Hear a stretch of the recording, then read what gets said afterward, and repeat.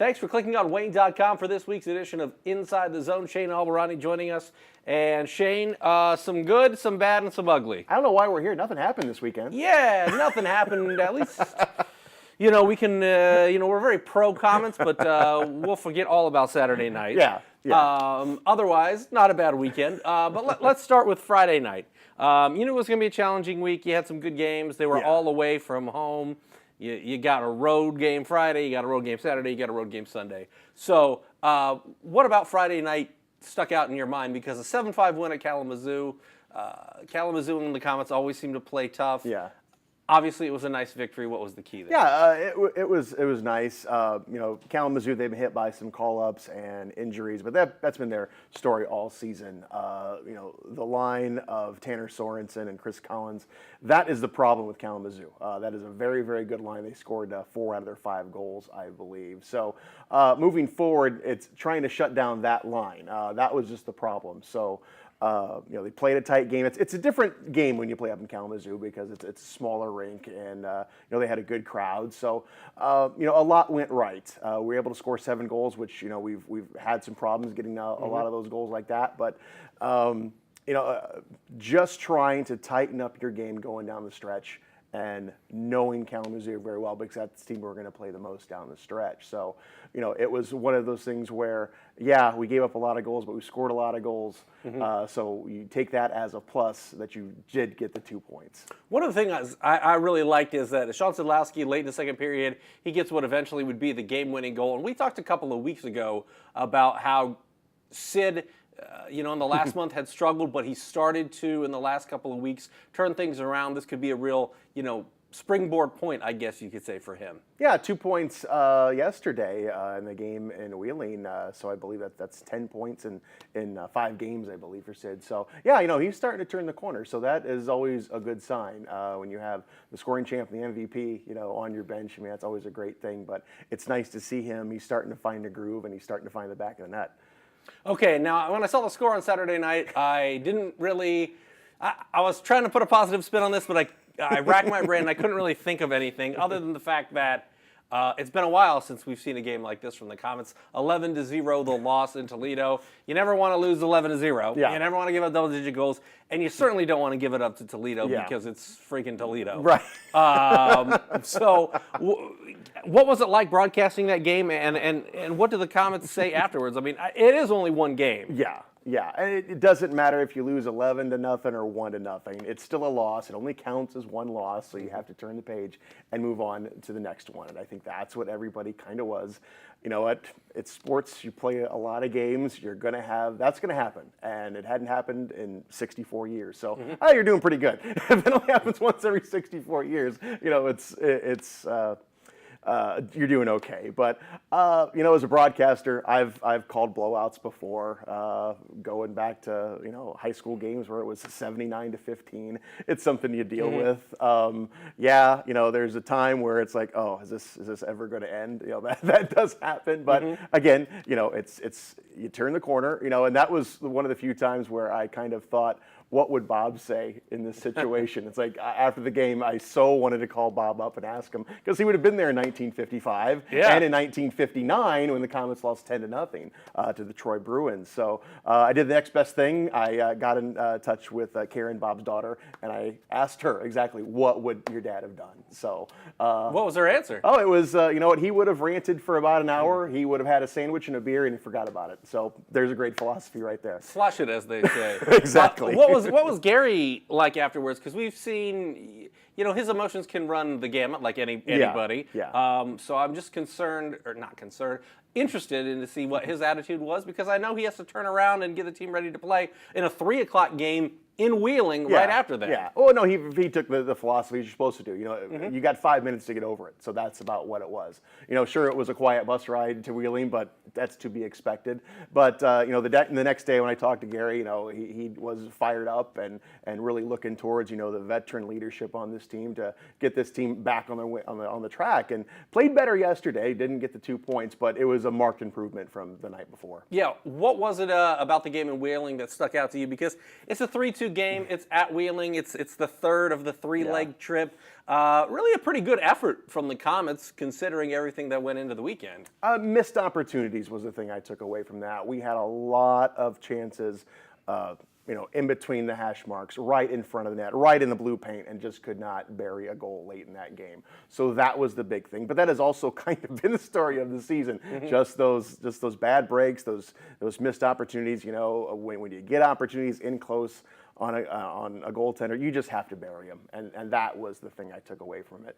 I normally don't ask about opposing players for the other team because who really cares? But Blake Steven-Naylor, he's a Carroll guy. Yeah. Was a third-round draft pick by the Columbus Blue Jackets. Recently got traded to the Penguins organization. They sent him down in the middle of the week. In some say as an opportunity to play against the Komets, but he got an assist for Wheeling on the game-winning goal. What was your take on him? What did you see? Because he's kind of a bigger defenseman. Used to be a forward. He can skate a little bit. Yeah. What was your read on him? Yeah, you can tell he definitely was a forward at one time. But he's a guy who just got to Wheeling, hasn't played very much. So what I saw out of Blake was he was still trying to figure out the Wheeling system. And then I'm sure he had some thoughts playing against the Komets. I'm sure it was probably a thrill for him. So, but no, you can tell Blake has got a lot of talent. Obviously, he spent a lot of time in the AHL. Yeah. So here's a guy who can play. So here's a chance. He got sent down, but here's a chance. He's with a new organization and a new chance to prove himself. Yeah, and a guy who obviously, a third-round draft pick, but has really been beset by injury since he's been in Cleveland, and that's kind of snowballed, I guess, into not the productivity that they were looking for. Yeah, and that's what happens. You see a lot of careers kind of sidetracked by injuries. So it's something that's going to happen. But happy for Blake, a Fort Wayne native. It's nice to see Fort Wayne on the roster sheet. So it's really cool to see that, to see another a pro hockey player from Fort Wayne. All right, now heading into practice this week, you got a Wednesday game. So and you had the weekend that you had with all the travel. Getting back on Sunday night. Did you get back Sunday night or Monday morning? We got back Sunday night, yeah. Sunday night. So what do you think is going to be the focus? Obviously, there's not going to be a lot of practice time this week. But what do you think is Gary tangibly trying to improve on as we go forward? Because this is, you take a look at the opponents and the way the division standings stack up right now. This is an important week. Well, yeah, it's a rematch from all last week. You've got Wheeling, you have got Kalamazoo, you have got Toledo. So it's a chance to rewrite history, if you will. You can erase everything this week by beating those three teams next week. So I think, Gary, leadership is going to be one of those things. I don't think it's so much a system or anything like that. It's like, guys, we have got to intensify. This thing is, we have to turn the page what happened Saturday, but, you're professionals. So, we have got to plan accordingly, and you've got to be that intense, and everybody has to look in the mirror and say, all right, that was a bad week. We need to take care of business, and we've got a chance to get right back into everything. We're still in good shape. Nothing really, you drop back to fourth place, you're tied for fourth place, you're not out of the playoffs, you're still in it, and you can erase it next week with a good week. Yeah, tied for fourth place with Wheeling, so yes. It makes Wednesday's game even more paramount. So what do you really see from the quick turnaround? Obviously, they played Sunday. Now they got to come here. It's the same team. They played a close 3-2 game. What is going to be the key on Wednesday night? And what are some of the things you're looking to see in that first period to know that the Komets are in this thing? Scoring a goal. Yeah. Scoring a goal in the first period. That would be nice, not falling behind, yeah, right? not falling behind. That has been an issue. And also what has been an issue is giving up goals in the final minutes of periods. That has been even more than giving up that first goal, because you just lose every momentum you had going to the dressing room, and the other team is going to be charged up. So it's the first minute and the last minute, and it's one of those where this year has been so weird. You dive into numbers and you look at statistics, and it's like, this shouldn't be. What planet is this number actually a thing?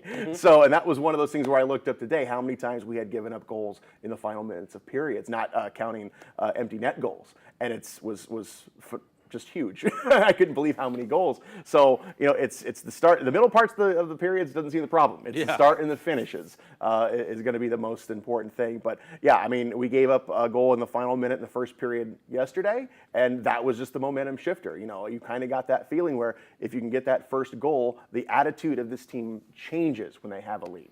I don't want to gloss over the game on Friday at Kalamazoo, but Saturday is Toledo coming here. I know you don't circle all of the 72 games, but considering what happened last Saturday, having Toledo come here this Saturday. I imagine you expect a different level of performance from the Komets. You know, you're going to be at home, and I'm sure I didn't check, you know, Toledo's the Twitter or any type of media coming out of Toledo. But Probably wise. But I am Probably sure wise. there is some bulletin board material that is available. Oh, no doubt. Yeah, and I'm sure that, you know, you just turn that into fuel coming up on Saturday. As far as this team goes, what can they do down the stretch in terms of player movement? I know there's, you know, the trade deadline has passed, correct? No, you still got a few more days. Well, I'm an idiot then. So do you see the Komets maybe making a move? Obviously, you know, Marco last week gets called up to the AHL. Yeah. When he's gone, they tangibly miss him. Yeah. I mean, he's obviously a talent, especially in the ECHL. So do you see the Komets, if they were to make a move, what would they be looking to do? Anything is possible. I mean, I would think at this point, you know, this is the team you're going to have. You're going to get Marco Wall back. You're probably going to get Felix Martineau back. So you're going to get some help from the AHL. You know, the blue line has been the problem. Getting some size on the blue line. Not sure what Cody Soule's timetable is. You know, you lose Jason Binkley. So if there's anything out there defensively they can do, I mean, I'm sure that is going to be what they're going to look at. But you know, at this point in the season, this team has made so many moves, and at some point you've got to say, all right, this is what we're going to run with.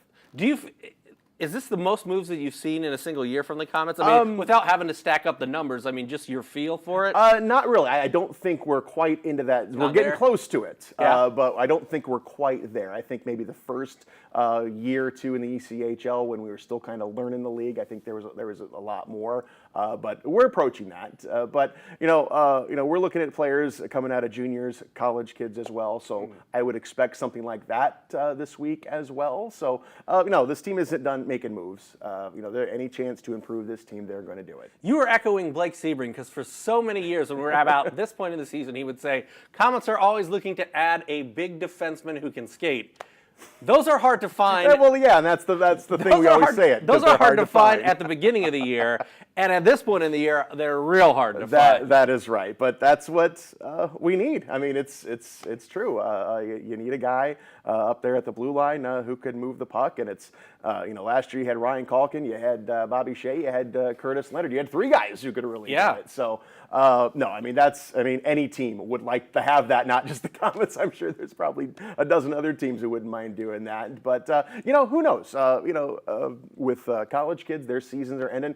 You know, there could be a surprise out there. I was reminded yesterday, we were talking about this before the game. Dan Maggio was a guy we signed out of juniors late in the season, and we don't win the President's Cup without that guy. You know, he was a big defenseman who came out of juniors who kind of fell through the crack, and he fell in Fort Wayne. So who knows? Who knows? That is a good way to end this show, because who knows what's going to happen this week. We certainly didn't anticipate last week, but it could be a great week for the Komets and an important one as far as the standings go in the Central Division. For Shane, I'm Glenn. We'll see you next Monday here on Inside the Zone.